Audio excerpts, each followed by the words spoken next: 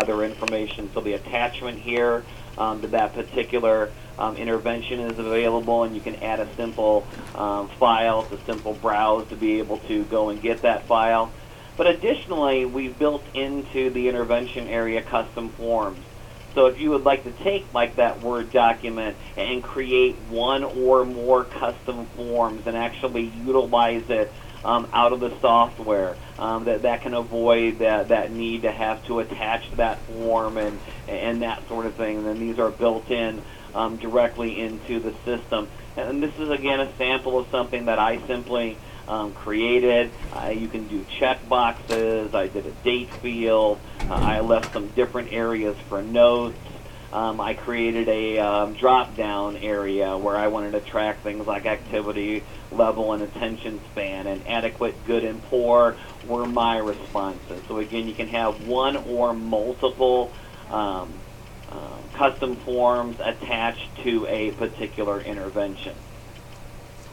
The last part of this that I want to look at in just a second here, I'm going to click on the instructional strategy, and you're going to see that a number of the fields are going to go away here on the screen. The purpose of the instructional strategy is not true progress monitoring, but more of that general information that a classroom teacher or the support staff would need about that child.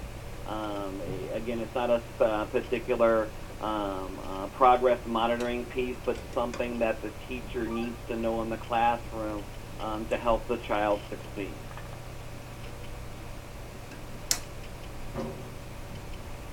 And then we'll go ahead and expand the intervention record down here under the progress monitoring. Any one intervention can have one or multiple goals. And again, you're going to create and maintain a list of what your goals are related to interventions.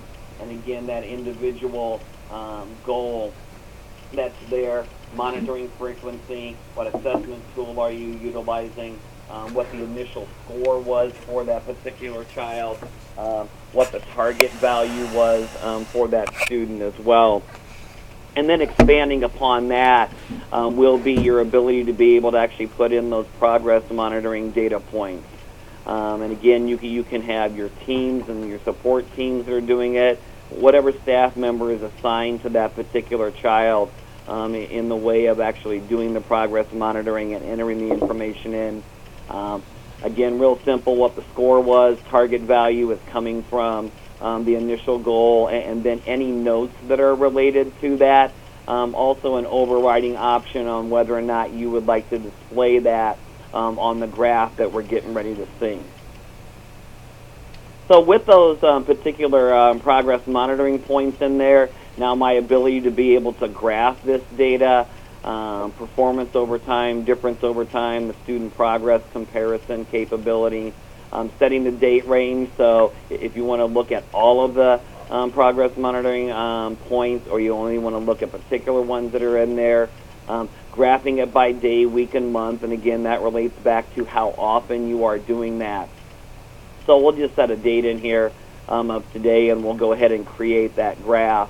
And I chose all 4 different types of lines on there.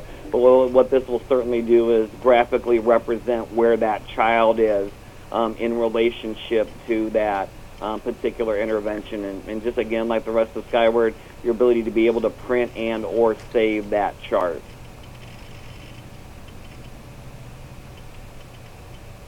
So again, your ability to be able to see, monitor all of the different interventions going on a particular student.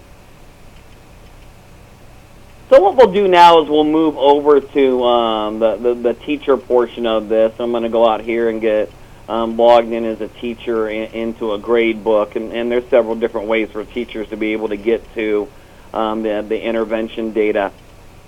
So we'll look at David here. RTI information becomes a link here on the left-hand side. The watch list, referral, and interventions are all part of security setup, so you are able to control whether or not a teacher is able to see any of these 3. You can certainly limit it to 1, 2, or all of them. They would be able to see the watch flags associated with the particular student based on the information that was generated. They would be able to see interventions. You can allow them in a classroom environment to actually add an intervention as well, but then they have the same type of access here to be able to see attachments, work with custom forms, go into the particular data points, add them if they need to, and again, just like we showed a second ago, their ability to be able to graphically represent where that child is on that intervention as well. And then the last part of this is the referral process, and again, you can provide that capability to anyone. We see it utilized a lot within the classroom environment by the teacher. What you can provide for them is the ability to be able to respond up to 10 different questions. These questions can vary from building to building within the system. And the teacher has the ability to be able to save this as a work in progress. So let's say it's a couple, 2 or 3 weeks into school. They're starting to notice a couple things. They're not really ready to tell the intervention team that this is an actual referral. So I can save it as a work in progress, monitor the child for a couple more weeks, come back in here and add notes, and then when I'm ready, actually hit that submit of the referral. And again, that's kind of where the automated emails will come into play, that those team members will receive that notification with it. Just like with the interventions, also the ability to be able to utilize custom forms in here. These are specific to the referral process. Again, just one that I created in the system. I wanted to be able to check mark areas of strength, areas of struggle, places to be able to put notes in to that area as well. That information, when I go back out to the teacher side as well, I was in the teacher grade book, but if you are utilizing the My Activities area and you needed those teachers that have access to those particular students, the ability to be able to view that, they could do that as well. And then the last here, and then Tom will be able to open this up to any questions, is your ability to be able to provide this on the Family Access Portal. So you can turn on a link on the left-hand side here for the RTI information. The parents would be able to see any referrals that were made, any watch list items on that particular student. They would also be able to see as well that particular intervention and it graphically represented for them within the system.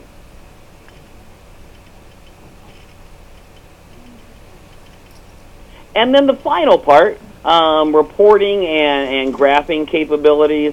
Within the software, you're able to get individualized student reports and also group reports, and I've just got a couple of them here that I created prior to today. I've got to actually get the right one, don't I?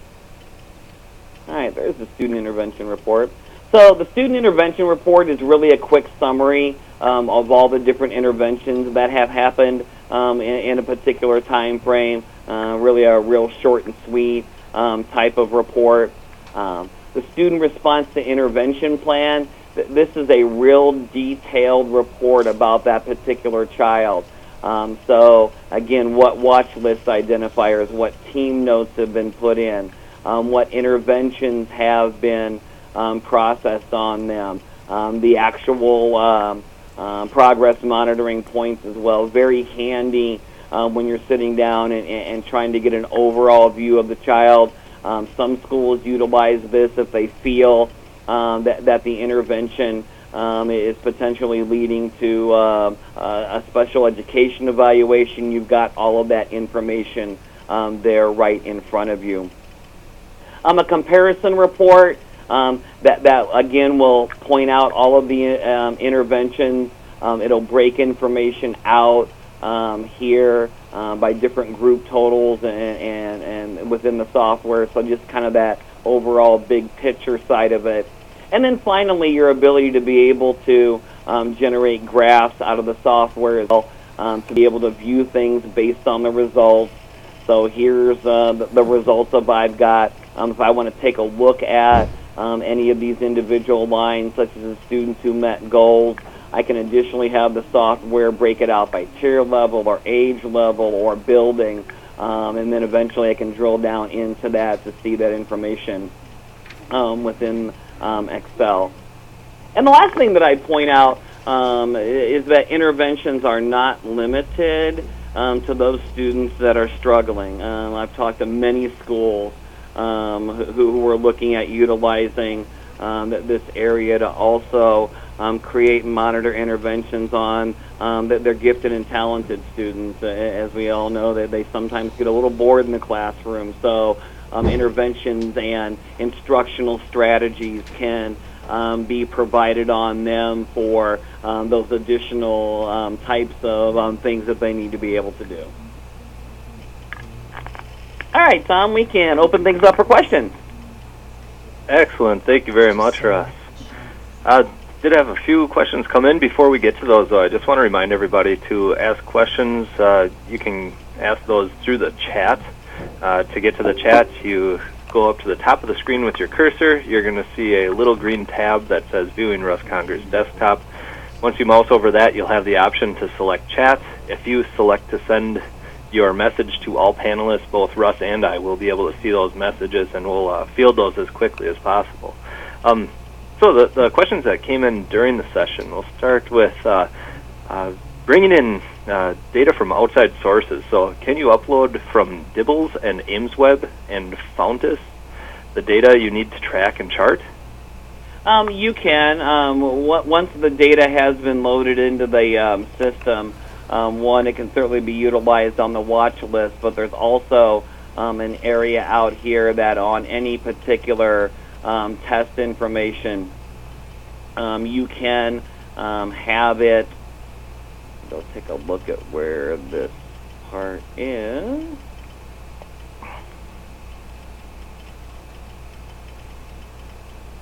That's the individual student.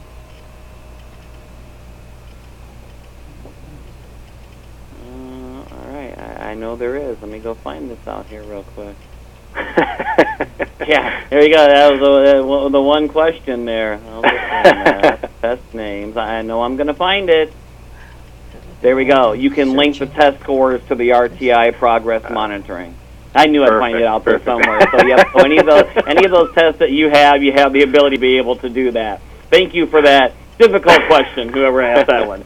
I was going to say, I wouldn't be able to help you find that checkbox either, Ron. Come on, Tom, you remember that one for the next time we do this, all right? I got it. I'm writing that one down. Thank you.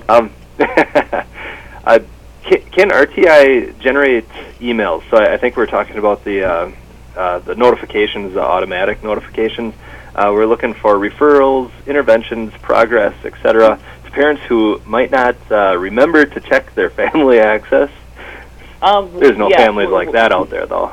Yeah, there you go. In the automated email setup piece, in relationship to RTI and really everything else that goes on, you do have the ability, depending upon which one of those you're setting up, under the student contacts to include the guardians. Now, I will note that if you do set this up, this means that every guardian gets it. You do not have the ability to be able to say, I want emails to go home to Johnny's mom, but not Sally's.